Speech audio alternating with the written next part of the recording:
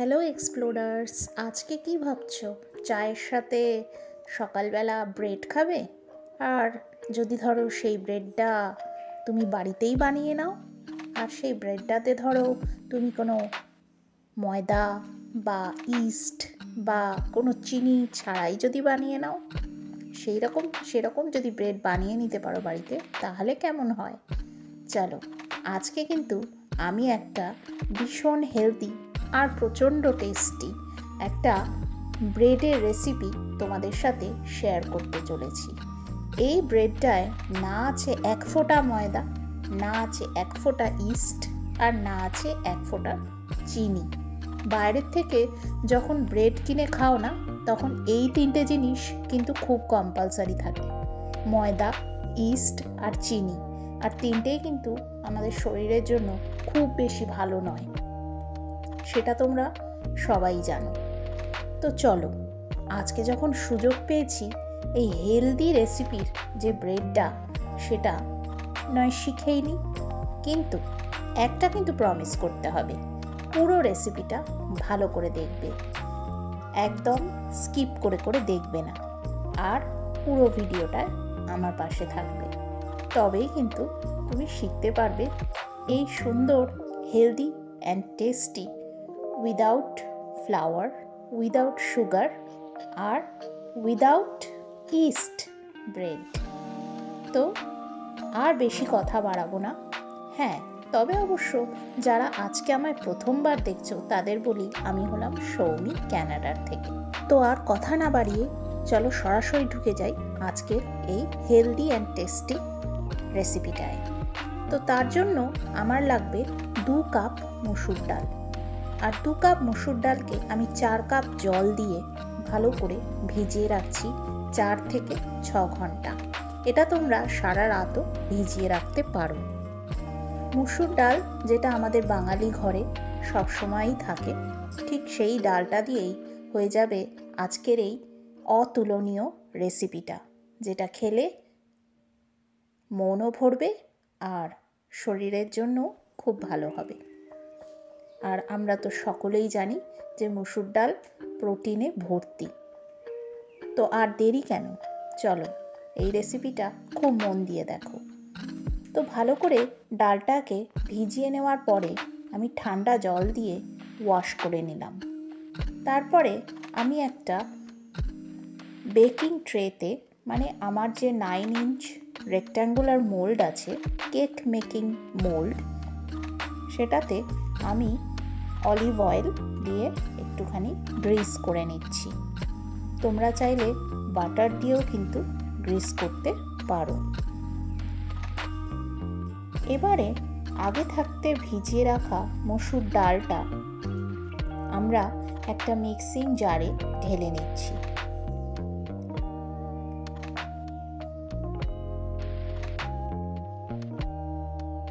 মসুর ডালটা মিক্সিং জারে ঢালার পরে আমি এখানে দিয়ে দিচ্ছি হাং কার্ড, মানে জল ঝরানো টক দই।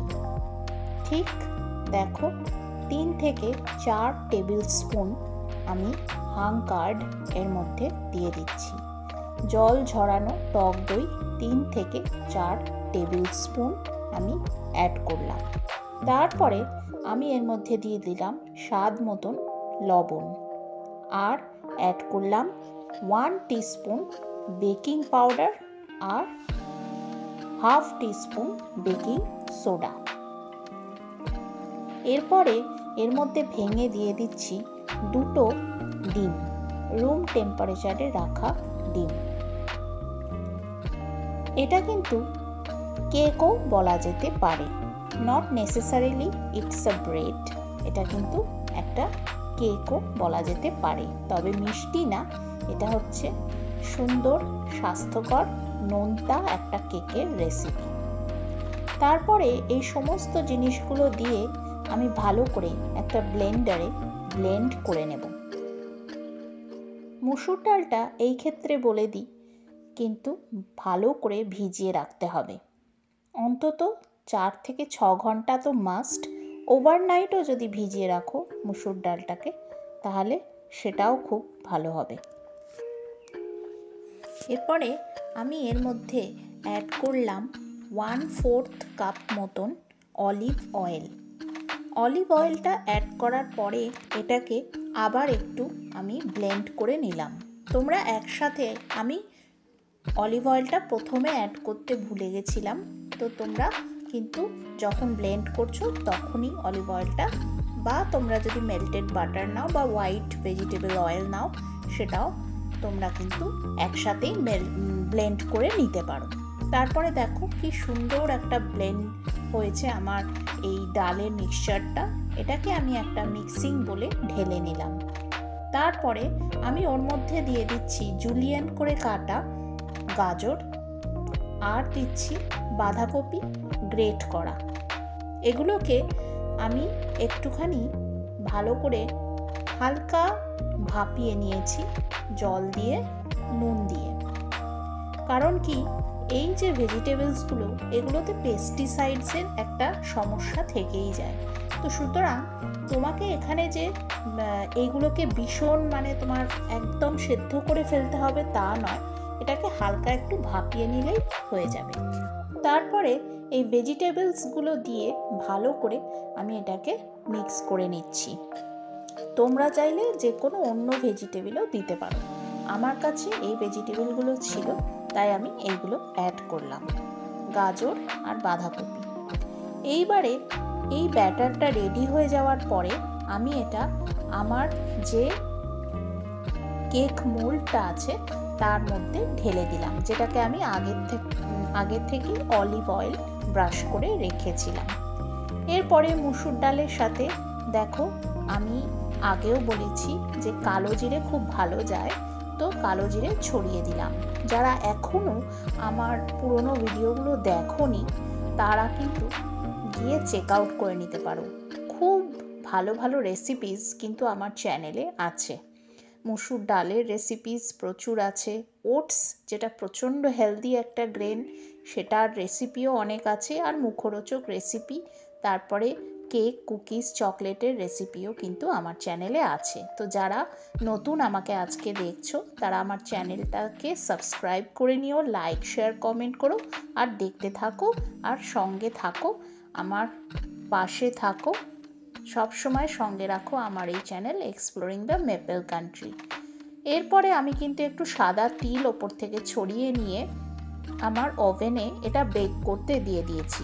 আমার ওভেনে আমি 350 ডিগ্রি ফারেনহাইটে এটা 45 মিনিট মতন বেক করেছি।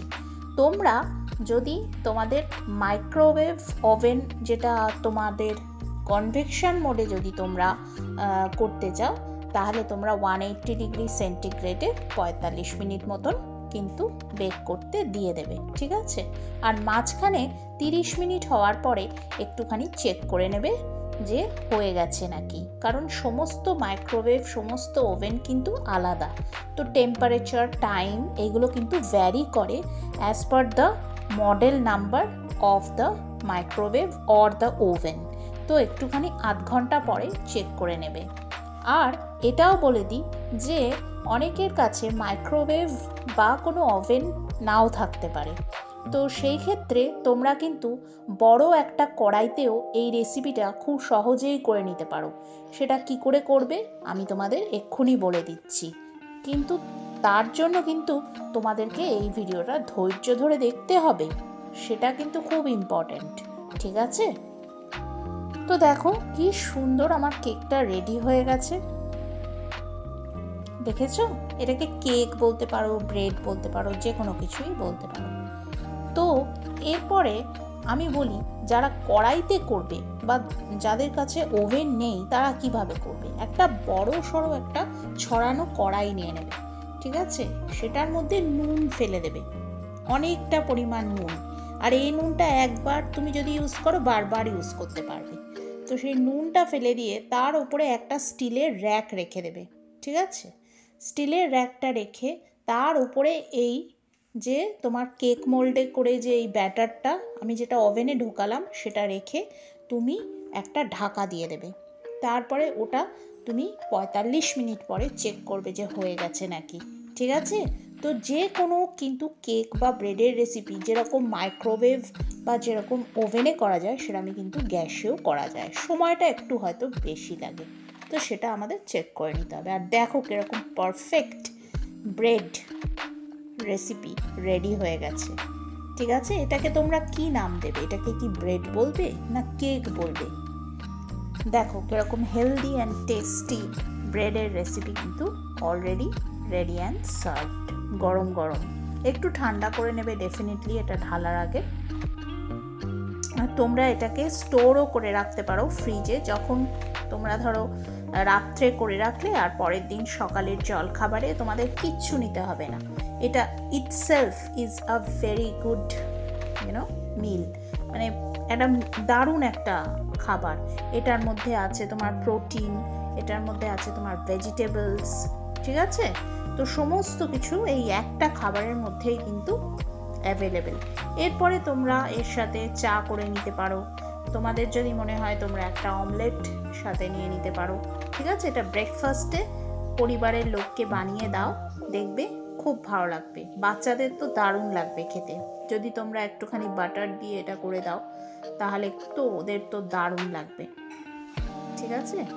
তো ওদেরকে ডালও খাওয়ানো হলো, আবার তরকারিও খাওয়ানো হলো, কিন্তু ট্র্যাডিশনাল ওইভাবে আমরা কিন্তু খাওয়াচ্ছি না, সুন্দরভাবে আমরা কিন্তু ওদেরকে বেশ গুণের জিনিসগুলো ওদের শরীরে দিতে পারছি। তো এবারে আগেও বলেছি আমি তো এগুলো ব্রেকফাস্টে খেতে ভীষণ পছন্দ করি, তো আমার ফেভারিট দুধ চা বানিয়ে নিয়েছি, আর তার সাথে আমরা এনজয় করেছি, খুব এনজয় করেছি এই আমাদের লেন্টিল ব্রেড আর কেক রেসিপিটা। ঠিক আছে, তো আজকে এই অবধি রাখলাম বন্ধুরা, পরের দিন আবার ফিরছি কোনো দারুণ healthy tasty and awesome recipe নিয়ে। ততক্ষণের জন্য তোমরা খুব ভালো থেকো, সুস্থ থেকো, সুন্দর থেকো, আর সঙ্গে রেখো আমার channel exploring the maple country. আজ তাহলে আসি বন্ধুরা, টাটা।